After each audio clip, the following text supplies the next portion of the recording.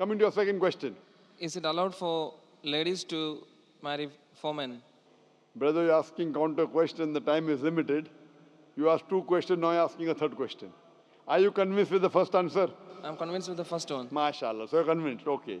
The brother asked that, is a woman allowed to have more than one husband? If you do that, this problem will be exaggerated more. I mean in Muslims. In Muslims. As it is, women are more than men. If women marry more than one husband, the problem will be exaggerated.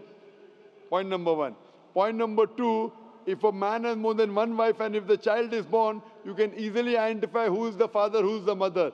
If a woman has more than one husband and if the child is born... But DNA is still allowed. Brother, let me finish the answer, na? You asked the question, was I interfering? Was I interrupting? Yes or no? No. No. So why are you interrupting? After I finish, you can ask, na? I'm a medical doctor. Are you a medical doctor? No. I'm a medical doctor. I know about DNA testing. I'll come to it. Once, if a woman has more than one husband, two husbands, and if a child is born, and if he goes to admit in the school, and if the question, who's your father, she'll have to give two names. You're talking about DNA testing. I know about it. DNA testing is recent. Was DNA testing there 50 years back? Was it there?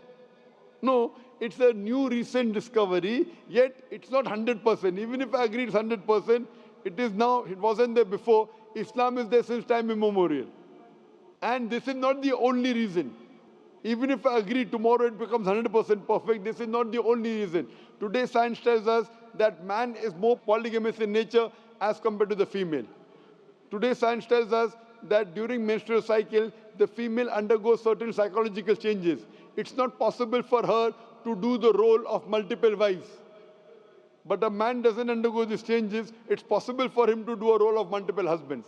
Today science tells us that if a man has multiple sexual partners and all are faithful, there is no problem. But if a female has multiple sexual partners and all are faithful, there are chances of sexually transmitted diseases to emerge.